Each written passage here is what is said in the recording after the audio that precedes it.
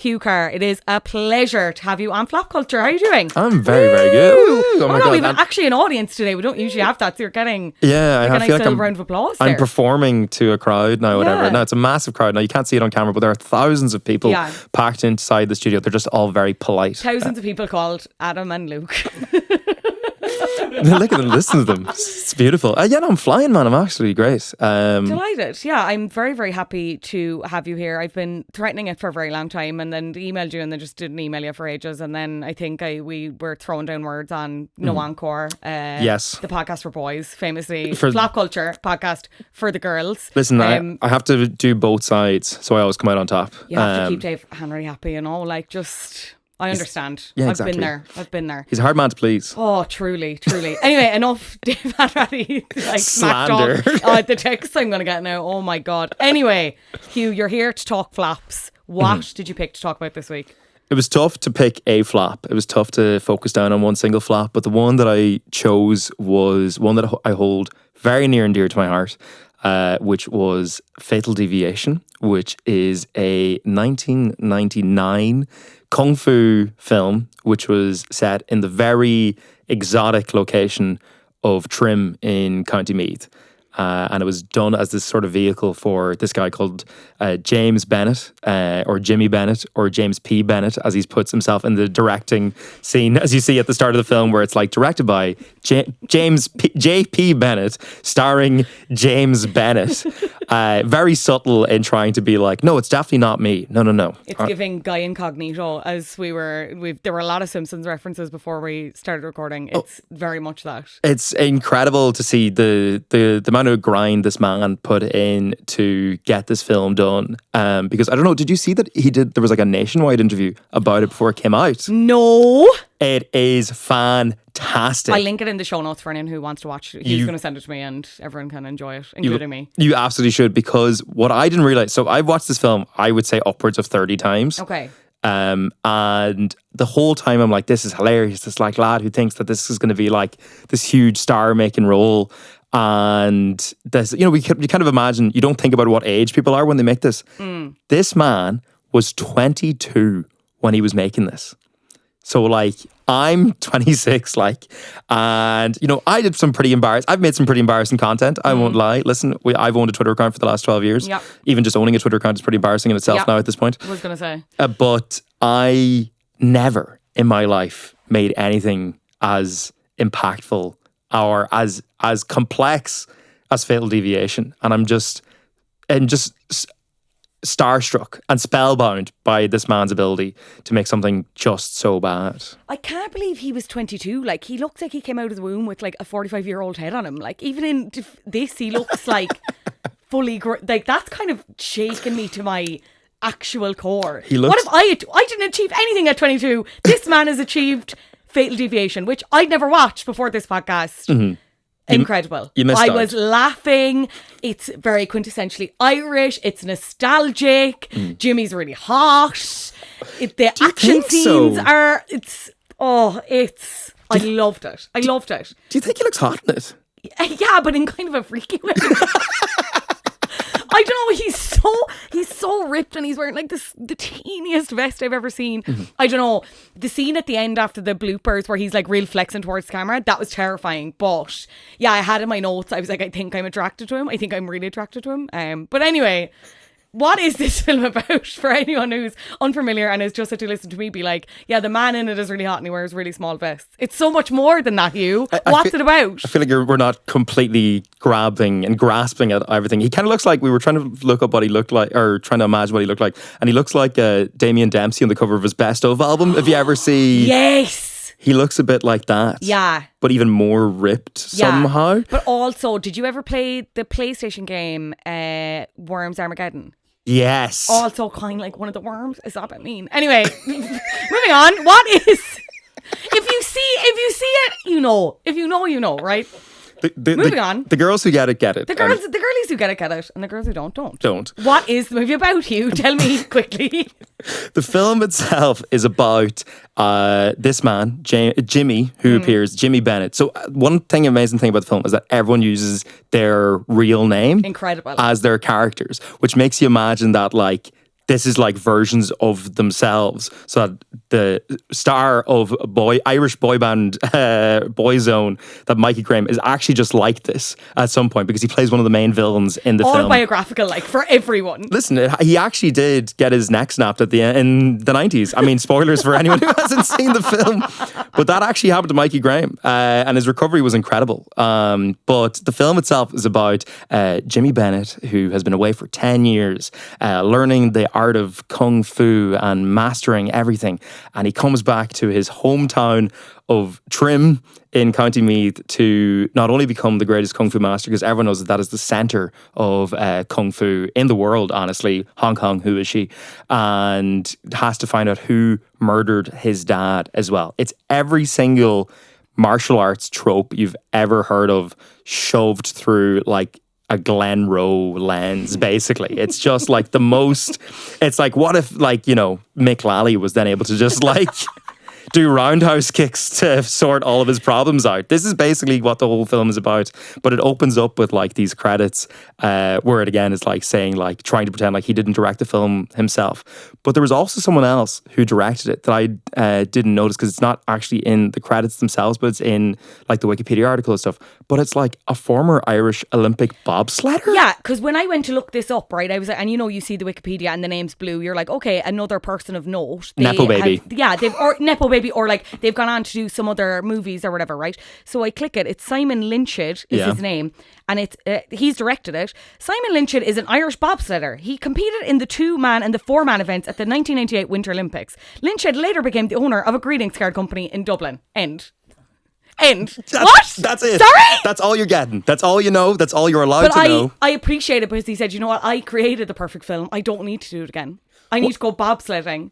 And I need to give people greeting once cards. you've peaked at Fatal Deviation, it's all downhill. Yeah, truly. Much like when you go on a bobsled. It was the only way that he could deal with it was to be like, I need to only know being at the highest point of my life in every single thing. And then to be making greeting cards as well. I wonder if you go there, are there Fatal Deviation themed greeting cards there? He's missing a trick if not. Absolutely. Listen, thinking of Foo, maybe. I don't know.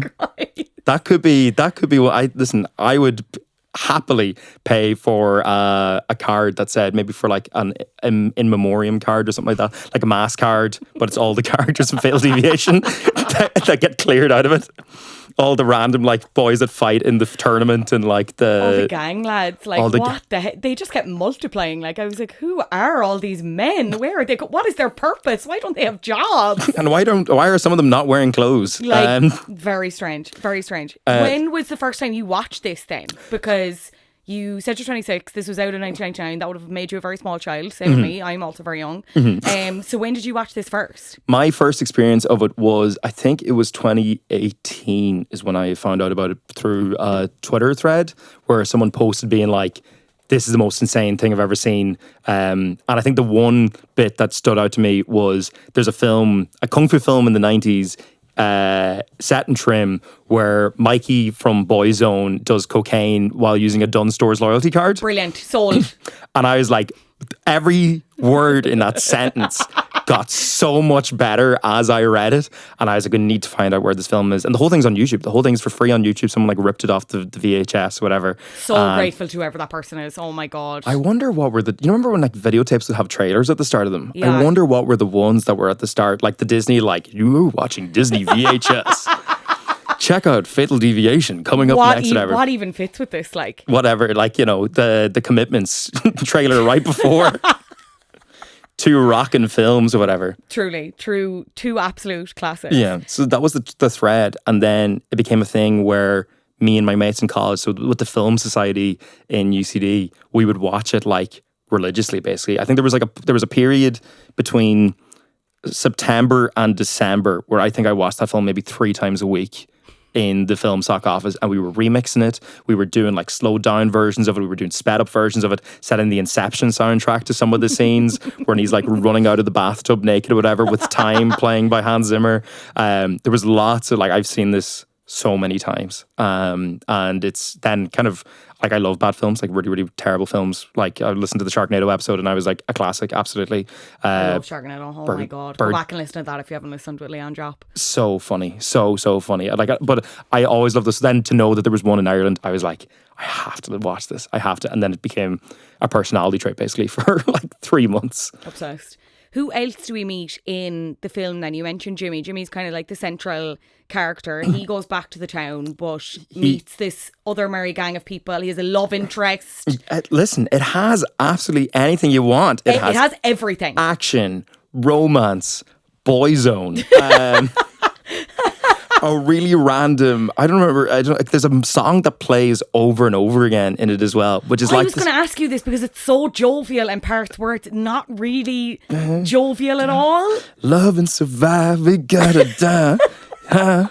Love and survive. I was like, this is going to be running through my head now for the next like 5 years completely. There's lots of other interesting. So when he comes back, the first person to hear about it is the local crime land boss, because famously Trim has a serious problem with gangs running the place. But Trim is a mafia, like fair play. listen, whatever the Trimios or whatever you would call them, whatever you would call them, the Trimiosos. You stop the meat, people are going to get on to me and they're going to be so cross. Let them come after me. Listen, I, by all accounts, according to this film, they're not very good at their job. True, very true. So I'll take it. But the person who murdered his father or whatever is then revealed. And as this crime land boss, but Jimmy doesn't know that yet. And Jimmy doesn't know that yet. But the thing about it is the actor who plays him is not an actor. He's a local solicitor in the town. That they were like, he was like, I'll pay for this film if you let me be in it. And you can really tell that he's like, as much as the acting in the film is not the best, this man stands out as like really like, we've just let our dad in to say a few lines here now. Like the first third of the movie, he's looking directly at the camera. Like it's just, I was like, man, you're not supposed to be looking at me. You need to be looking off to the left, off to the right. You've business to be doing.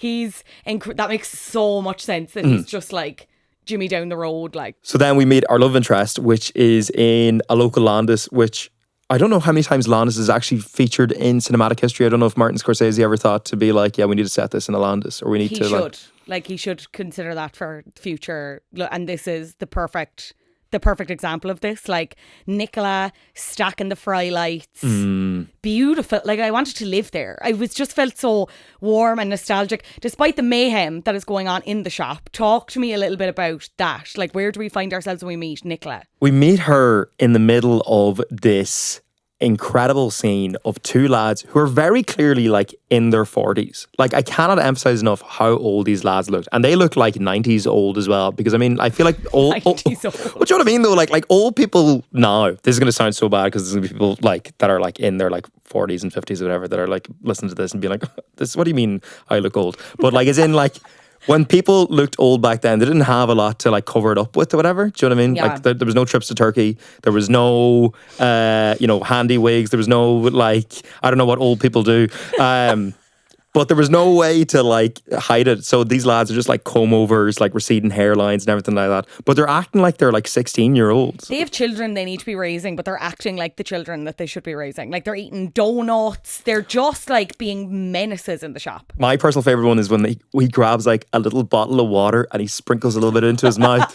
And he's like, tee hee hee hee. And his friend like, give me that, whatever. And then sprinkles a little bit in his mouth, whatever. But that's it. No one is making any sort of an actual mess, except for maybe when he's like throwing eggs around or something like that, whatever, which is a bit annoying. There's also, they steal a shopping cart off an aisle fella, and he just looks mildly peeved. He doesn't look in any way like really annoyed about it. He's just like, Imagine someone comes up and takes your shopping, like you'd be more than a bit annoyed, like surely. Here, that's my carbonara. Would you give that back, like, for God's sake?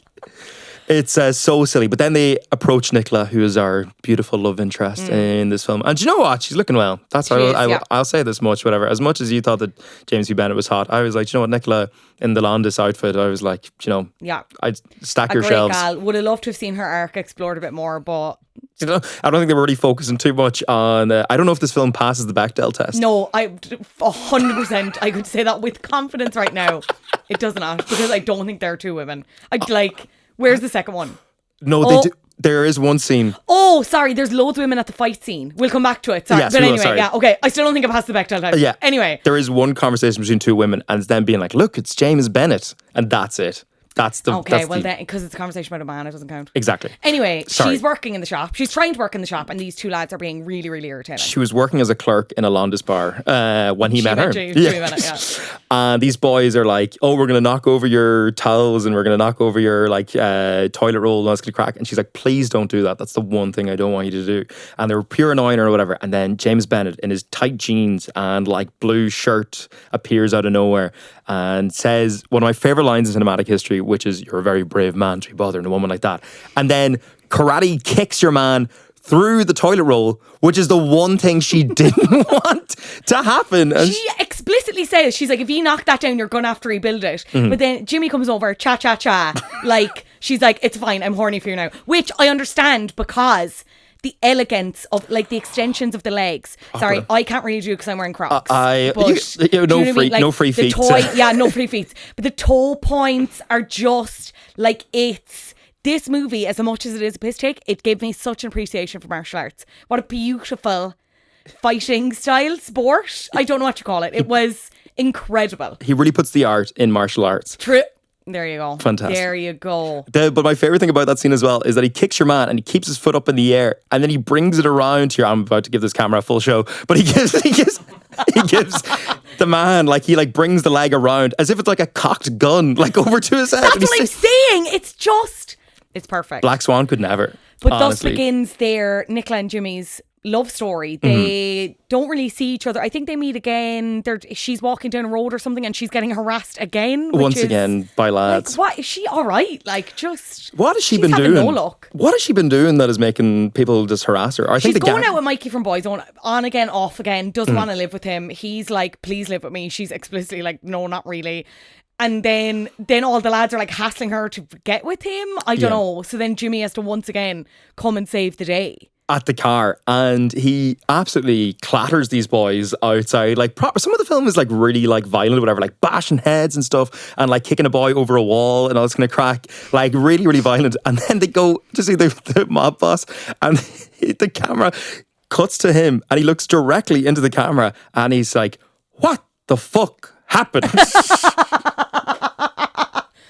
So good. That's like, another greeting card. Someone gets pregnant. What the fuck happened? And it's just a picture of him. What the fuck happened? He literally his acting is just ridiculous. But also, yes, I feel like we're also forgetting that there's a thing where during that fight scene, during him outside the car, there's a little hint, a little like MCU style kind of tease for the monk, the guy who trains him. Yes, I'm sorry, I should correct myself here because the main monk I said is Johnny Murray, who I was mixing up with the head henchman person. That was actually Michael Regan. If you need any soliciting needs, I'm not sure if he's still working, but get on to him. Don't get on to Johnny Murray because he strictly plays monks in movies.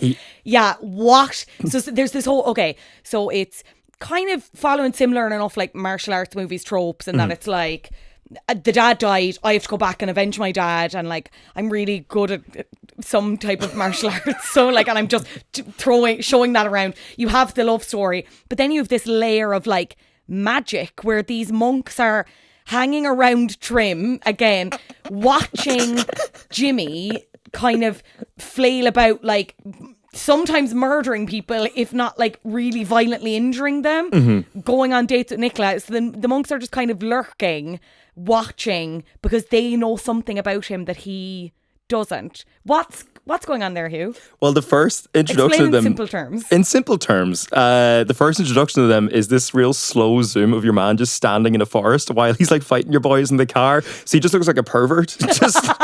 just like... We don't know that he's not a pervert, in fairness. Listen, there's nothing to prove or disprove that this man is a pervert. We don't get enough time with his character, and we haven't gotten a monk spin-off yet, so... Not yet. Listen, I'm telling you, hopefully it'll explore his kinks. That's what a film about Fatal Deviation needs, whatever. It's just not sexual enough. Yeah. But basically the story with the monks is that they are, this school of kung fu monks, again, in Trim, that trained Jimmy's dad. And his acting as well is probably one of the, not the best performances in this film, which is a bit sad because he's just like, that's what your father said to me whenever it was like the most, it was like if you put a trim accent through like a muffler or something like that, where you can barely kind of hear what he's saying, but it's like he's talking through his beard. It's like the hair has grown over his mouth. And that all you can hear is just little bits. Like a tree, like just... Literally like Treebeard in Lord of the Rings. Yeah. If they just brought him out there and made him into a real person and then was like, we're also going to teach you how to do Kung Fu. Which, and we kind of already touched on this or whatever. Some of the like things that your man is doing is actually pretty impressive because immediately after that, there's like a cleaning montage. I don't know if you remember this. There's a bit where he's like cleaning around the house. Where it's just like suddenly like I think he's getting ready for if your one arrives. Sorry, vaguely, yeah. I think I actually have my notes that it's like home makeover show, question mark? I said Kung Fu Kiminagi. That's perfect. Yeah, that was kind of, it was kind of, but then, and also that's when, but some of the stretches he's doing, there's a bit where he does like that, because, and he says it in the Nationwide interview, which I feel like is such a funny source to get like loads of information about this film, but that he basically wanted to be Jean-Claude Van Damme. Like he actually wanted to be him, like, and there are like directors and stuff working on him and like stunt coordinators. I say stunt coordinators, but being like, yeah, we had to retrain his mind to become like Van Damme. We needed to make this man into the Irish Van Damme. But he's doing all the stretches and he's doing everything like that's that you're able to pull off. And then Nicola returns with an apple tart. Incredible. Which is... Yeah, I have written down. She drops over a tart and he's practicing in the smallest vest I've ever seen. And it's like, can I see you again? I don't know. Can you? It's giving like Barry's tea ad. Like it's... Is this the sexual tension is so palpable, but also not palpable at all. Like it's just... And she leaves and he runs out to the road and he's like, wait, to try and talk to her again. It's just...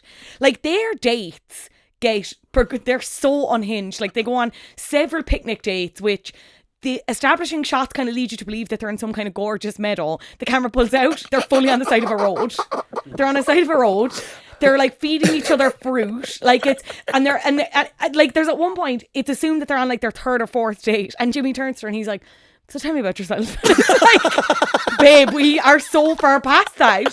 Surely now at this point, like. Imagine he was just like, man, this is great. What's your name? Sorry. What is it you do again? Actually, it's like he just starts calling her Landis. It's like, I don't know if you've seen Lady. Landis Lady. Have you seen that clip of Pat Kenny on the Late Late whenever Mattress Mick was on the show? No. He like... Oh, sorry, yeah, and he calls him Mattress. So Mattress. So I'm just Mattress. Like, so Landis. Tell me a little bit about yourself, please. No, those dates are hilarious. But listen, have you never been on a date on the R852 outside of outside of like Bala Buffet or something like that? I'm racking my brain here. No, I haven't. Maybe that's why I haven't been on very many successful dates. There you go. You take a girl to the side of the M50. Let me tell you. See that car? That's me. Oh my God. Anyway, their relationship progresses, but it causes some consternation among this crime gang because, as I mentioned, she is going out with Mikey from Boyzone, who is the head honcho's son. He gets wind of this, so he's basically six the lads on him to like kill him. But they also know that like they know about his dad and the history with his dad, and they know that they killed his dad. Yes. Jimmy doesn't, but at one point they're also like, well, we could just like hire him into the gang. And there's a really, I'm sure you have this line. Do you have this line? Or I might have it written down where it's like, they're on about like recruiting him because he's back in town, whatever, as part of their crime posse. And your man says, the head guy says, wouldn't it be ironic to have the fella whose dad I killed working for us? And it's delivered so straightly. It's directly to the camera. It's perfect. It's almost like, wouldn't it be ironic if the man that I killed, his son was where it's absolutely, listen, so good. Give him the Oscar. I actually don't understand why he hasn't been in any more films. Truly. But then they bring up the Baltania tournament, which is, I like a bit of Irish language representation in everything. Absolutely, as my one personality trait is that I get as much Irish language stuff into anything that I can. Yeah. But they never explain it. But they just say that they're like, if we win the tournament, we take control of the town. Which is a bit It's like if the Rose of Tralee, like whoever won it then, was just got given free reign of Kerry then for But it's like. also if the Rose of Tralee was a bare knuckle boxing competition that everyone was really into and it like took really seriously. Are you telling me now that if you wouldn't want to watch loads of people in ball gowns absolutely hammering into each other? Oh, I do pay-per-view. Like, get Eddie Hearn in. I think that's where Rose of Tralee has been going wrong. Like, Dana we were White. workshopping something here that could be really good. Like, I'd watch it. The Bros of Tralee. oh, It could be done. I think it could be. RTE. I know you're in a bit of trouble at the minute. We'll do it for free. We've got some good ideas. Honestly, I will set up that boxing ring for free. We'll make it Truly, happen. yeah. Look, if Anyway, talk to me about Bialta now. What is it? What's going on here at this point?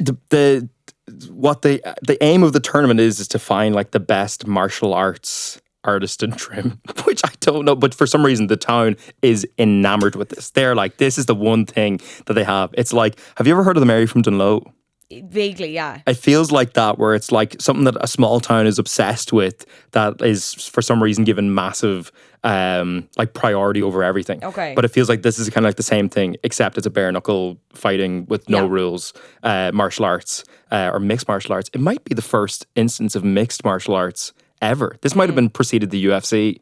This might be the most influential film in sporting history. I think so, yeah. I think that's not an understatement whatsoever. Not the hottest of takes. But then Bennett then decides that he's going to enter the tournament because the monk is like, you should probably, you should do this too, because you need to stop this gang from taking over the town, Yeah, basically. so the gang are after him all the while. He's like shagging Nicola. And then on the other side of things, the monk is like basically karate kidding him. And like Jimmy turns up in the forest and he's like marching. He's like, tell me about my dad. And he's like, no, we have to, and the monk is like, no, we have to do spin kicks today. Like that's literally one scene. This film is so funny. I can't. Jumping over like logs and stuff and like punching like through the air and all. Lots of shadow boxing happening. A lot of and there's like that like kind of like New Hope style shot of him like just like throwing kicks into the sunset. Just like, it's cinema. To me, that is perfect. cinema. Yeah, no, it's perfect. To me, that is cinema. But then and also we kind of touched on the vest already. I think I would genuinely wear a lot of the things that he's wearing. I think He's very well dressed. He's very well dressed. Very well dressed. It's given Tola vintage. It's Yeah, given like- proper.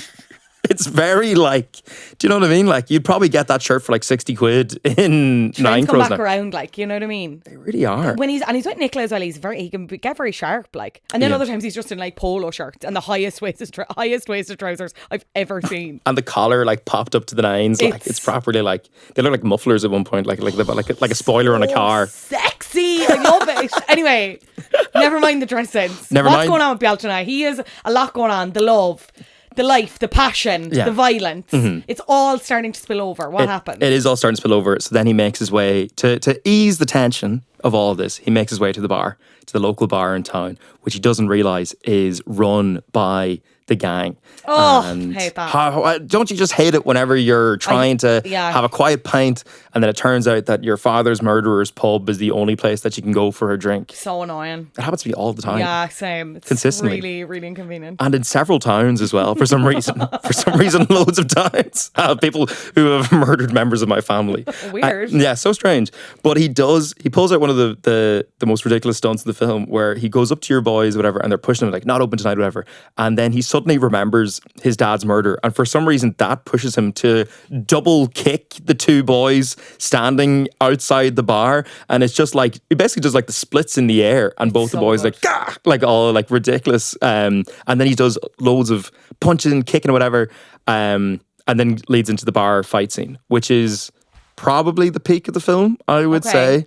I would say in terms of a pure stunt choreography section, as in purely as an art form. I would argue that the scene after his kind of whatever fourth or fifth date with Nicola, where he's on the motorbike and he's standing on the Yes. motorbike shooting at people, really, really perfect. But see, you can fake all that. This is real. This is proper True. martial. Yeah. This is pure. This is the raid. Like this is proper. This is the best martial arts you've ever seen in your life. But it has so many amazing bits as well. Like he sees a lad with a long ponytail, like sitting at the bar, or whatever, and he's like, "Here, Barbie, why don't you apologize to this person that you which I felt was very appropriate given the recent Barbie phenomenon. Yeah. This man predicted it. I know. Way What back does in the he 90s. know? What does Jimmy know? What does Jimmy know? And then a man pulls a gun on him at one point. Classic, yeah. And says, "Go away from me, you tully-haired bastard," or something like that. And he like grabs the gun on it, like punches him in the face, whatever. And he says, "Fuck you and your gun." Which I think, that it brings out an anti-gun sentiment is pretty good. Yeah. So that the message is not to do violence. A lot of positive messaging. If you go back to the scene in Landis with Nicola, like pro-feminist, absolutely. Of course, absolutely. Yeah. Listen. Speaking against misogyny. Yeah. Don't be at it. Listen. Yeah, don't. That's the Misogyny. Don't be at it. if you take anything from this podcast, it's if you're at misogyny, just don't be at it. Don't be at it. Cut it out. Like, Come on. come on. Wise up. Be at it. Wise up. Please stop being misogynistic. For God's sake.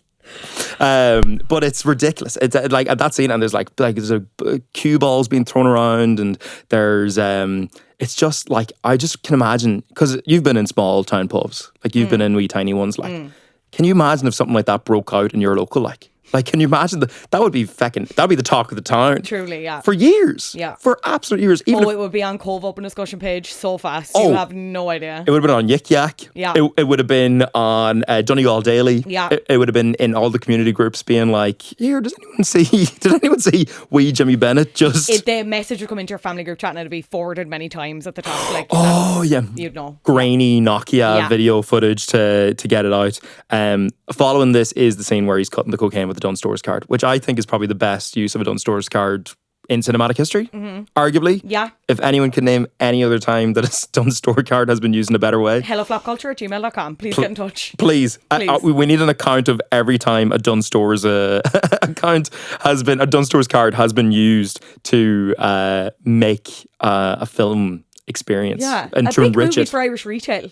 In a lot of ways. Landis, Dunn Stores, local pubs, like honestly, I'd say pubs were dying and shops were dying to be a part of Fatal Deviation. Yeah. I think Super Value needs a kung fu movie. Yeah. I feel like when I go in there, I need to see someone getting beaten up. Like I think that's the one thing that shop is missing. To encourage you to shop and save, switch and save. They're like, you better switch and save. Don't you dare not switch and save. You fucking better switch and save. But Mikey Graham is the man taking the cocaine, and he's very angry that James P. Bennett is, taking part of this. And he says the line about, "You made me look bad," and that's not good. So he sends him a note, and they open it up in the forest, and it says, "Loose or else," which they obviously meant to say "lose or else." But they had so much time, and so like a film takes a lot. Like I know that it was all voluntary, and like your man was young, and like the main star was cost like £10,000 to make. Yeah, which is not huge money. No, huge money at the time for them probably, but like enough money to pay someone a tenner to be like, your only job is to read this note before it's in shot and just spell check it, okay? Just please, but loose or else. Loose oh my God. or else. And he's very distraught about this because it's all over Nicola. Once again, it's all about the romance. Yeah. It's all about, this is a film about love, I think. That's my hot take. The power of love. Yeah. It's a curious thing. Power of love and martial arts. And if you love martial arts, how far you can go. Yeah. But he starts daydreaming, then he's walking around, he's daydreaming, and he starts daydreaming about the ride. Wait, actually, okay, I need to interrupt here, because sorry, at this point, Nicola has been like Sorry, kidnapped. yes. Yeah, because he sicked all the boys. Mikey Graham, not specifically Mikey Graham, Mikey Graham's character, has sicked all the boys on Jimmy. Jimmy has, again, murdered some of them probably, violently injured others. Yeah. He's in the forest with the monk and he reads this note and he's like, fuck, what am I going to do? So he starts strolling around. Mikey has also kidnapped Nicola at this point and is keeping her in a caravan somewhere, right? Yes. Mm-hmm. And it's basically, the note is the implication that it's like, if you don't lose, I'm going to off Nicola, right? Yes. So he starts wandering around and obviously he's very conflicted, like what's he going to do? And then it cuts to these like flashbacks where do you think he's riding Nicola or is he thinking about riding Nicola? Because bear in mind, 30 minutes previous, he's turning to Nicola and going, tell me about yourself. And this is a sex positive podcast. You can have sex with people whenever you want, whether you know them or not. But Hugh, I had question marks, right? I had question marks. It's very intimate. It's very all of a sudden. Because one minute he's high kicking, the next minute she's high something else. You know what I mean? Like it's... At one moment, he's Keane looked over at one point and he's like, "What the fuck are you watching?" I was like, "There's no time to explain." At one moment, he's in the dragon. At the next moment, he's it gets very and like real close shots of his like big sweaty head. It's not an implication. Like they are riding. Like they want you to know that they are riding, have ridden, will be riding at some point. I have seen porn with more subtlety than what is going on in that scene. I have seen genuine. Maybe this isn't therapy. Sorry, just sitting Thank on you a for very sharing, but it is. It's so intimate out of nowhere, like and like the hands going up the back and everything like this. But that's a good question. Is he daydreaming about it, or is it a previous memory? Do you know? I kind of took it as previous memory, but as I'm sitting here with you now, I'm like, maybe he's just thinking about it. Do you think that she was still wearing the Landis outfit whenever they came in? Do you think he was like, no, keep the apron on. No, keep it on. Please, I want the jelly hairnet. Keep it on. I want I want to know where the biscuits are, please. Take me to the fry light. Take me to the fry light. Oh, anyway, okay. Oil me up. Sorry. Moving along. He's thinking about this. He's daydreaming about it, whatever. And he comes to the conclusion that like this love is too powerful. Mm-hmm. He has to compete. But he's also still conflicted about his dad. He's like, what the fuck is going on with my dad? Yeah. He goes back to the monk and is like, tell me about my dad. And and the monk is like, no. And there's this whole other training montage thing again into the wee hours. Yes. Well, them playing the bagpipes. Fuck me, I forgot about the bagpipes. Him playing the bagpipes. Oh my God. I feel that's important that he walks through the forest blasting bagpipes to inspire him. I don't know. It was very... I actually don't know if you do this or not. Have you played Dungeons and Dragons? No. Okay. Because there's a role in Dungeons and Dragons called the Bard where you literally play instruments to give inspiration to people. Yeah. So it felt like he was barding it up. It was given that vibe, okay. It was given barding. No, he certainly was inspired. Very heavily inspired. But then we'd find out about the ringer. There's a big bad boss that he has to beat at this balcony tournament who's called the most on the nose name of any bad guy in any action film or any martial arts film. His name is Seagull. And it's very obvious, like the whole thing, like as like we said before, like he's trying to be Jean-Claude Van Damme, whatever, and he has to beat Seagull, as in very close. I'm only getting it now. Are you only getting it now? Can you explain it to everyone else? For anyone else who isn't seeing the point, the two big martial arts heroes of the 90s were Jean-Claude Van Damme and Steven Seagal, who famously spent a lot of time in Hong Kong and who did loads of these kind of Aikido movies and all this kind of stuff, whatever. And so the big bad guy that they need to beat is a lad called Seagull. That's genius. Who, sorry. I'm nearly certain is always wearing sunglasses as well, much like how Steven Seagal is constantly wearing sunglasses.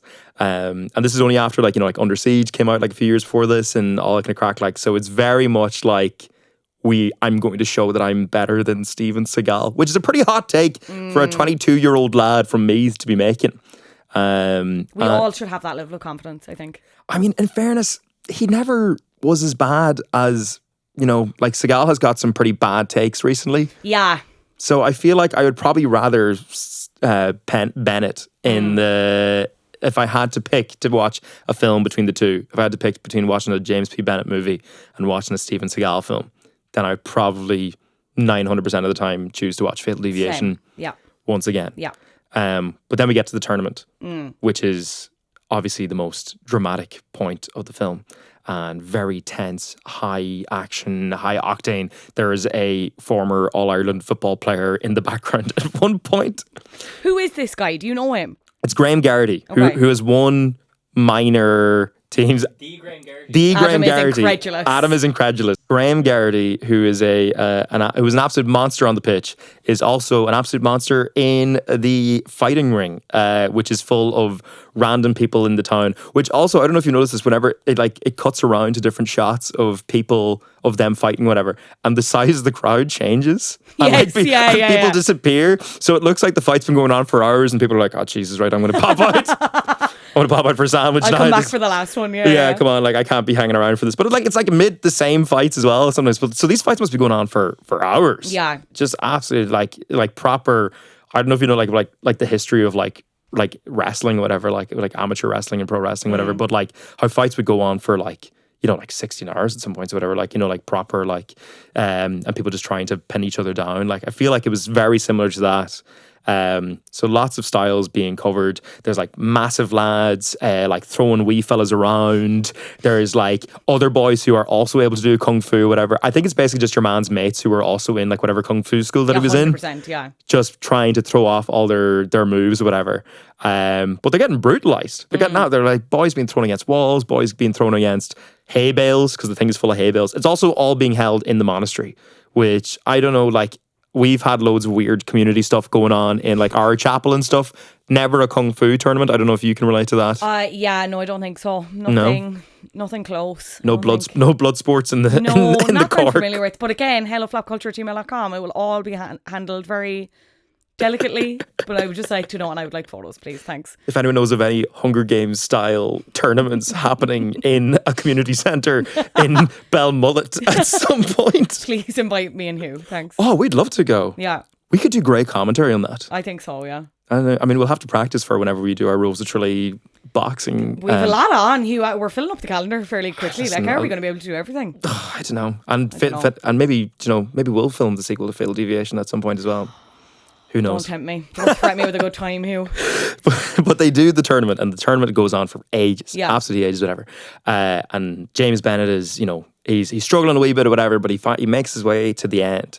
And he then faces off against Siegel, and he's getting his arse handed to him. It's proper like David and Goliath style, whatever. This man has just back from Hong Kong. Why was he in Hong Kong? It's never explained. Never explained. I think he was just on his holidays. Yeah. I think he was just there to collect. Classic holiday destination, Hong Kong. Have you not had Hong Kong on your Sky Scanner whenever you're looking to see one of the potential places to go? Can't say I have. No, can't say. Honeymoon, potentially? I think so. Maybe, yeah. I'll talk about it again. We'll see. I think that'd be a great little couples retreat thing to do. The pair is learning how to do karate together. Yeah. I'm telling you. That could be interesting, yeah. Arguments would be end in a very interesting way. I'm doing the dishes. Smash. But he's about to lose. And then your man starts just saying one word over and over again. Fatal deviation. Fatal deviation. Fatal deviation. Fatal deviation. Over and over again. I didn't actually know what fatal deviation was until last night. I didn't actually know what it was. I thought it was just a funny name. And just like, or like someone like name generator style, like Childish Gambino, Wu-Tang Clan style, like what is the most kung fu thing I can think of or whatever.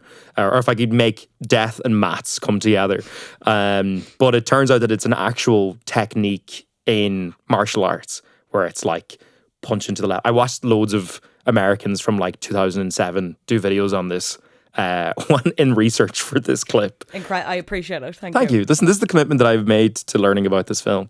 And he pulls out his fatal deviation. That's not a euphemism. He literally pulls out whatever fatal deviation he's going to be doing. And he beats Siegel, beats Steven Seagal. And without a moment's notice, he like leaps over this fella that's sitting on a hay bale to get and try and chase the boys down in Mikey's gang because he's like, right, I've already won this. I need to get Nicola now, yeah. Time to save Nicola. When does he have the epiphany about his dad? That it was the boss lads. And also, sorry, kind of a grim death. He beheaded him. He gets beheaded. Sorry, I don't mean to laugh, saying beheaded, but like it's just he has like a samurai sword, and it's just this. It's so sorry, it's bananas. No, because it's still your man is still old. Whenever they don't age him down, it's not like De Niro or whatever, or in The Irishman or something like that. It's just him still being old, whatever. They didn't have the de-aging technology at that point. Listen, if Fatal Deviation was made now, imagine what could have been done. The CGI alone on some of those scenes would have been absolutely incredible. But you can see him in the film very slowly bringing down whatever the toy samurai sword is down towards his head. Also, it keeps cutting to the dad and he's just like waving his hands around. Yeah. Just like doing pure like Tai Chi stuff or whatever. But it kind of looks like he's just like washing a car and like, and like doing like weird prayer stuff and all this kind of crack. I don't believe for a second that he actually knew what he was doing. I think they were just like, just do some kung fu shit there now and just hope for the best. Just move your hands. Just move your hands. Just keep going like wax on, wax off over and over again.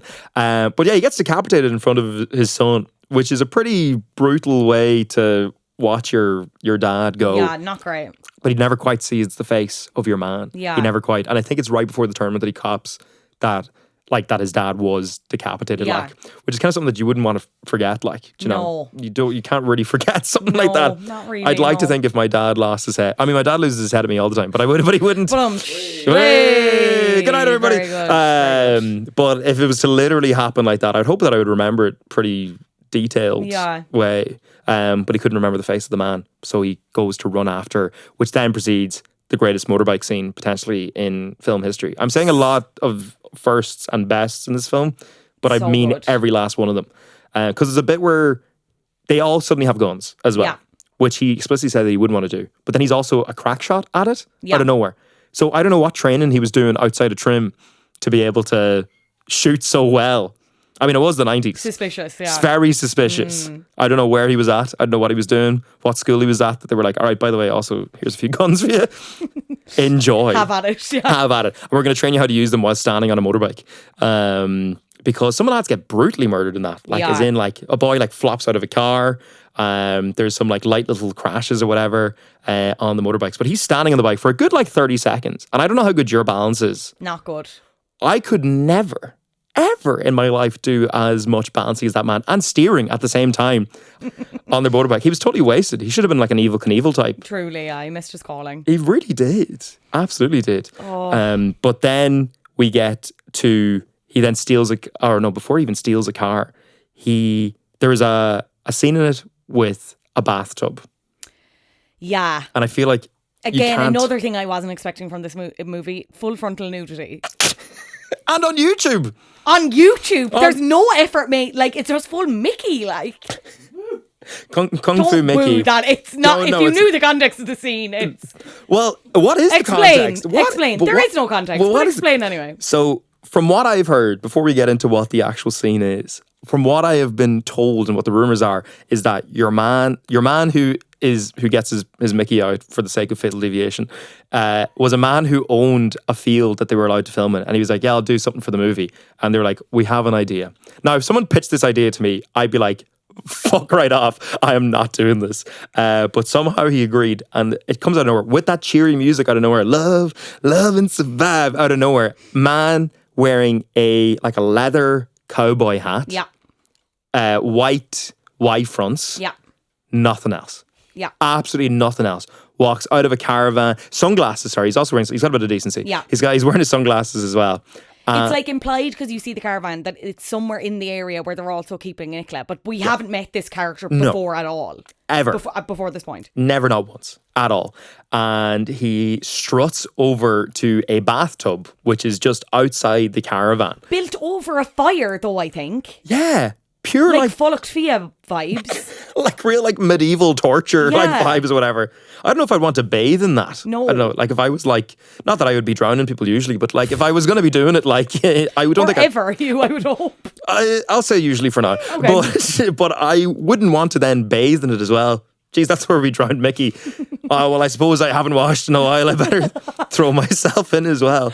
So he's in this like fire bathtub or whatever, or he goes in and he just fully just pulls his jocks down, but keeps the cowboy hat on for some sense of decency. Of course, yeah. And gets modesty. Modesty, yeah, exactly. Listen, but he just full langer, full Fatal Deviation is on show for everyone to see. Full Karate Kid, full Under Siege. Every euphemism for a kung fu film that it could do. But he gets into the bath, and at this point, Jimmy has stolen a car and is driving there, and somehow crashes the car. But the crash is real. I didn't realise this until right after, which is nuts. The man literally could have killed himself for the sake of this one scene where he actually, I don't even know if they were planning to have the crash. Like it proper turns into a ditch. Oh, like he spins that thing, like pure Donegal rally style, like bap bap, like I'm going down like style. He fully flips the car, and this is enough to get your man to, in shock and horror, leap out of the bath. Once again, showing everything. Mickey flying, yeah. Mickey flying. Mickey to the wind. I think that was his name actually in the film. Flying, yeah. Mickey flying is actually my drag king name. But he has to run back to the caravan, but still completely nude. And the man is never seen again. Never seen again. Never ever seen again. That is the scene that we would set to Time by Inception with. And we'd watch the whole thing in slow motion. Yeah. And it would swell as he was coming out of the bath. Of course, And as Mickey is slowly flapping in the wind, but the cowboy hat stays perfectly on. Yeah. Which is just like, so obviously I've seen it like I've seen that scene I don't know how many times. When you first watched it, what was your impression? I just couldn't get over the Mickey. Like, I was like, Most people can't. I don't know. I was just like, what is this film? And then I was like, have I not been paying attention hard enough? Have I missed this character? And then when I looked into it, it was like, oh no, I haven't at all. Like, it's. Do you think you'd fallen asleep at some point during the film and just missed out on? Yeah, I was like, what? Mikey Graham being like, "Now Shane, you can't be showing your Mickey around all the time," or whatever. Like, it's like a deleted scene that was cut out. And then I was just like, is it just like kind of hapless bodyguard vibes? And he was just like, I don't know, wanting to relax outside. I don't know. There was a lot going on in that scene because obviously like the car explodes as well. Classic. And I think that's the one bit of CGI that's in the film when the car like blows up, whatever. And it is fantastic because the explosion happens, but you can see the car is still totally fine. Like they don't cut quite in time, so you can just see that the car actually hasn't changed at all. And he says he's on the way to the caravan and he goes, well, there goes the license. Yes! Comedy. Perfect. Listen, that man knows his one-liners. Truly. Absolutely. Truly. Which then precedes a massive shootout, which is the like out of nowhere, this man is sliding down hills. He's like tricking boys, whatever. It's pure Metal Gear Solid vibes where it's like, I'm going to sneak around like over. He like leaps over a lorry at one point or like leaps over a truck. Yeah. And is then just going like, "Quack, quack, quack," which is my impression of what karate sounds. I think that's what his impression of karate sounds like. He makes a lot of noises. Yeah, there's a lot of grunting in this film. Yeah, a lot of grunting. Do you think that led into your attraction into him? No, the grunting turn. I wish he did it quieter. I might go back and watch it on mute later for my own personal enjoyment. For your own was that your ick? Is that an ick of yours? Yeah, kind of. Do you know? But it's the same when like lads are in the gym and they're like, do you know, like huffing and puffing when you don't have to. I know sometimes it's hard when you don't have to though. When it's a performance. Yeah. Anyway, Hubert, I'm getting on to my own personal grievances, but listen, shootout. We get to the caravan. We get Nicola. We have Mikey. We have Mikey, which is fantastic scene of drama, tension. He hits her at one point, which is the sign where it's like, okay, this lad has to go. Which then, whatever, all the fight choreography they've been doing before this, whatever, none of it has been like amazing, but it's been like there was some semblance of an idea there. This one felt very ramshackle, just like throwing slaps and like trying to like, you know, move him out of the way and stuff, whatever. And then out of nowhere, there's like a hard cut to like a very zoomed in shot of the two of them, and he just snaps his neck, like proper, just like really just tears the head off. Listen, look, I think I can't even think. It just literally just was like out of nowhere. Sometimes the film just gets hyper violent out of nowhere, and I'm like, where are the police? Why is no one, like, a lot of people dying lately. A lot of lads are not coming to work. I was thinking this. And I know a lot of them are criminals, so it's like, whatever, they're not checking into work, they're not stamping in, whatever, but like, surely someone's at home being like, they've been out a while. They're dead in the field. I have seen Garda press releases in Donegal about missing AirPods. I have seen on Donegal Daily people being like, this pair of AirPods is missing. If you can bring them into your local Garda station, whatever, you can find them, whatever.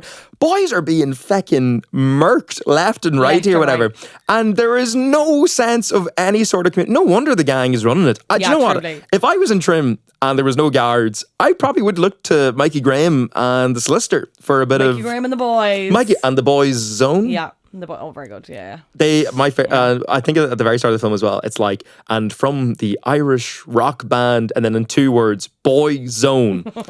They were very much like, this was how early, there was no branding at all. This is post double denim on the late. Just like, what a choice to make though. Like rock band, that's interesting. I would say they're rocking out. You two found rotting, like.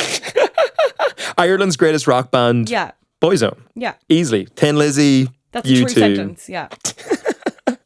But it then ends, well, it doesn't end though, because he has a warm embrace with Nicola, which I don't know about you, but like if I watched someone murder someone, probably the last thing I'd want to do is then hug them. I think it'll give me the ick, girls. That would be the ick. Girls, you know what gives me the ick? When he murders people in front of me. Hate that.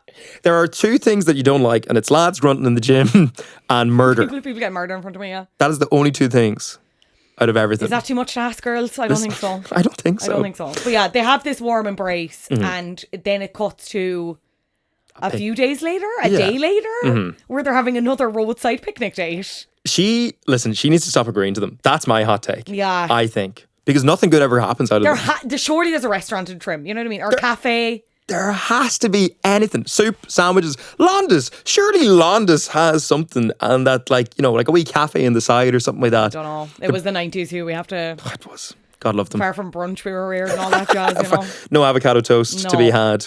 Anyway, they're at the side of the road on a date when they are confronted. By who? By the dad. By Mikey Graham's dad. Yeah. Who, by the way, stops an unimaginable level of riz from Jimmy Bennett, where he's like, go on, close your eyes. Like, that's his line to try and get the shift, which I don't know if that would work on you. I don't think it would work on me. I don't think so. No. But now, I will say, they're at, like, this is their 6th date and they've been through a considerable amount of trauma. Well, actually, no, the trauma would make me definitely not want to close my eyes. And also, they've already, like, rode and stuff. Like, there's, like, it sometimes feels, like, but again, have they? This is probably the biggest what if in the whole film, is how did they actually have sex? Have they rode? But the dad appears with a shotgun to his head, and your man Jimmy's face is the most, like, cartoon, like, oh, I've been caught, like, face, whatever. But he's got a shotgun blasted to his head or whatever. And he says, the dad says the line, you killed my son, now I'm going to kill you just as I killed your father. And I feel like I actually gave it too much emotion there, because your man just very plain is like, you killed my son and now I'm going to kill you just as I killed your father. And Jimmy, like, slaps the gun out of the way and suddenly has it very quickly, and your man is lying on the ground, and then he says, you killed my father, now I'm going to kill you just as I killed your son. Bang! Blasts No him. reverse card. Oh, blasts him. And then immediately gets a hug again from him. This man's head has been blown off. There are bits of strawberry, bits of brain, There's a half-drank bottle of wine, and Nicola's like, oh, and they just hug. I'm like, again, he's not soliciting anything road watch anymore. assistants, like, you know what I mean? Anything, the AA. Someone get the shovel, like, Is there no one driving around? Is there no farmer in a field, like, being like, Jesus, there's a lot of commotion coming out from around that corner, like. But thus ends the film, except with a, like, 6-minute, like, outtake reel with that one feckin' song over and over again then. But which isn't made very obvious, I will say, because initially I was like, is this extra footage? And then I was like, oh no, it's like funny bits, it's bloopers. Okay. Yeah. But it shows them being like, this was a real crash. And it shows them, I think one of the lads like concusses himself at one point. Like Jimmy comes out of the crash and he's like kind of bleeding. Like it's the same with that other lad who concussed himself. It's like, oh my God. Like, boys were actually injured for this. And as well, like, what needs to kind of be appreciated, this movie was made entirely voluntarily as well. Like, they had, like, whatever money that they got, they robbed off the solicitor to let him be in it. But, like, everyone who's working on that film is doing it with for no money whatsoever. And they're proper, like, injuring themselves, whatever, like throwing themselves off cliffs and banging their heads off walls and stuff like that. Like, it is kind of to be commended, but at the same time, it produced arguably one of the worst films ever made. But on that, is it, like, in my opinion, it's so bad it's good. So how does it compare to the same films of that genre, like The Room? So I would say, personally, because I love those kind of films, and I was actually between this and the 1994 Street Fighter film. I don't know if you've seen it. Oh no, please come back and do that. Oh, it's based on the game, like. It's based on the game. I fucking loved it. Raul Julia's last cinematic film, like, before he passed away or whatever, and he is just a monster of an actor in this awful film. Jean-Claude Van Damme is in it, actually.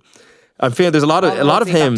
Jean-Claude Van Damme. Everything, all roads lead back to JCVD. So it was between those two films. I will say The Fatal Deviation is easily one of the best, the most enjoyable out of those films. Because, like, I've watched Birdemic, I've watched Sharknado, I've watched The Room, I've watched, like, loads of those movies, whatever. And, like, some of them are lovely or whatever, and there's some of them are, like, really are very silly. But, like, there's nothing as consistently enjoyable as Fatal Deviation, I don't think, because it just has a bit of everything. Like, some of those other movies, like Birdemic opens with, like, 10 minutes of nothing but driving. Like, that's a hard sell to someone to be like, oh no, it's funny that it's bad, but it's like nothing but, like, how do you capture their attention, especially because they're usually watching these movies in a group setting as well. Oh yeah. Like, and it's like 9 minutes of just a car and, like, one music thing looping over and over again. Like, so I think this is one that probably grabs you the attention the quickest. And as well, I find as well, this is my personal hot take, is that whenever those like sci-fi channel movies and those like straight to DVD movies and those kind of stuff or whatever, whenever they start making sequels, they start becoming aware that they're bad and they start leaning into it too much. That's and what then I'm going to Sharknado 100%. and the fun goes. Yeah. Because it's like, no, you're aware of this now. Like there was a bit of sincerity in this. This movie is so sincere. It's so sincere. Because he thought that like that there were people in Hong Kong waiting for him, that this was sort of like his audition tape to be like a huge action star. So there's so much love going into this and there's so much work going into this. And it obviously failed miserably. But you can see the like kind of like proper sincerity that this man felt as he was making this movie. So it's fairly high ranked up there in terms of my favorite bad films ever. Yeah. And he did kind of get a break. He was in Jersey Boys. Yes. With Clint Eastwood. He did, I think he was supposed to appear in one of the Fast and the Furious movies. I don't know if that ever happened, but he is on IMDb. Like if you look, I'm going to bring it up here. When you look at like the film titles that he's been in, it's all like A Kick to Kill and like Road to like Blackwater, Kickboxer, Retaliation. These are actual names now. Attrition, Final Kill, Seized, A Dangerous Date, Kill 'Em All, Swelter. Okay, that one doesn't fit with my joke. Anyway, I mean, a deadly date or a final date sounds pretty accurate to what he's been doing. Like every time he went on a date with this woman, someone got kidnapped, someone got murdered, someone got... It was all go. Maybe would you add that on your Tinder if that was your thing? Where you're like, I'll only take you out on picnic dates and also someone might get murdered. Yeah, just FYI. I think it's good to give people a heads up, you know? Yeah, but with the photos and everything, it might be enough. People might ignore it. He was on about doing a sequel to this in 2020. Or like he was posting about it on his Facebook page. He said he was going to shoot in Ireland in 2020, starring yours truly and a well-known international action star. And it was going to be called Fatal Deviation Krakatoa. He's going to punch that volcano. That's what he was going to do. He was going to... What would you like a Final Deviation sequel to look like if it ever came to be? Final Deviation is a great name for it. Did I call it Final Deviation? You did, but that's a great name for it. Like it would be kind of like a Passing of the Torch style movie. Maybe a young martial artist from Donegal is trying to find his way and meets an older monk that goes by the name of Jimmy Bennett, who might have won a Baltania Festival years ago. I'm not saying that it has to be me, but I'm just saying that maybe I could probably see myself in a Fatal Deviation sequel. I think I could put myself in there. I think you're the right person for the job. You think I'm the right person for the job? 100%. I can't think of what, like, I want more from the monk. I want more. I feel like Nicola got a bad rap. What's her story? Like how, I want her story before and her story as it, like how do you stay in a relationship with Jimmy? You know what I mean? When he's like, I think he loves the karate and the kung fu more than her, like. I think that's pretty clear from all of that, yeah. I don't think you can have your cake and eat it, like, also, simply. Did he get away with murdering all those people? Because everyone would know. Everyone would know, like, do you know what I mean? Like, everyone in the town would know who did it, like. Imagine finding all the bodies and they've very clear, like, martial arts related injuries and they're like, who could have done this? Martial arts related in like the signs of like karate chops on the side of the neck. I don't know. I've never witnessed a martial arts injury or had one done to me. So I'm just assuming it's a lot of like hand marks, no? And like a footprint directly in the chest. Yeah, very pointed toes and stuff. Yeah. Yeah. Fantastic form. Oh, I don't know. We shall see. As you said, this is available to watch in full on YouTube, Fatal Deviation. Look it up. Yes. Hugh, it's been such a pleasure, and we have a list as long as our arm of things to come back and chat about. I do want you to come back and do Street Fighter. So geez, thank you very much. I'll be in much. touch next season. Amazing. Where can people find you, listen to you, read the things that you do? Where are you if people want more? I'll just give my full home address here now. Please, yeah. It's, no, I am found on joe.ie is where I do most of my writing and video bits where I'm interviewing people and talking to people on the street. So if you might find me on Grafton Street or something like that with a microphone harassing the public and asking them questions. God, just stop and answer his questions because having been there doing the Vox Pops, it's a hard life. It's such a struggle. Like. And sometimes you get free things. Sometimes you don't, but... Yeah, most times you don't. I mean, you do. You always get free things. You get my time. Yeah. And what is more valuable than time? Truly. You can then find me on stage sometimes with Gail Gary. A lot of these things are going to be Irish language content, which is great. I love Irish language content. And if you like Irish language content, then please check me out. We do a thing called Gail Gary, which is an Irish language stand-up show. We're performing at EP. That got announced like today, which is mad, to read a press release and be like, oh wait, that's my name in there. So we're performing at EP, and we're also performing as the Chancellor, which is the Irish word for the Chancers. We do a podcast and we do live shows every now and then. We did one in Belfast there a few weeks ago and coming to EP again there as well. And then on the socials, I'm on Hugh Carr on TikTok, which is pure handy. And then for Twitter and Instagram, I am Hugh Carr here. Just in case you weren't sure where I was, I wanted to make sure that people. I knew a lad who tried to pretend like he did something similar, and he put like ICI at the end of it. His name, Patrick, I'm going to call him out right now. Patrick Quinn, who is one of my best friends. He made his name on Twitter Patrick Quinici because he loved Assassin's Creed, and especially the Ezio Auditore ones, like the Italian ones, whatever. And then a few years later, he was talking to a woman, and he was like, "Oh no, it's like Patrick Quinici, like French for here." For here. And I was like, "Cop yourself on." I was there before. I know the lore. Lies. I know the lore. I know where this came from. So yeah, Hugh Carr here on most things, and then just Hugh Carr on TikTok. Why didn't you do Hugh Carr on Shaw? Fuck. I'm gonna have to change my whole brand. Top Rowan Arm, I had to bring it up. Babe Rowan Arth. Listen, that's it. Oh man. Oh, I'm gonna have to renounce the Irish language now. Yeah, sorry about that. I'm gonna leave you think about that. But what a pleasure. I can't wait to have you back. Gurmil Malgut. Hugh, thank you so much for joining me at Flap Culture Towers. Well, Gurmil Malgut. Woo! Hugh.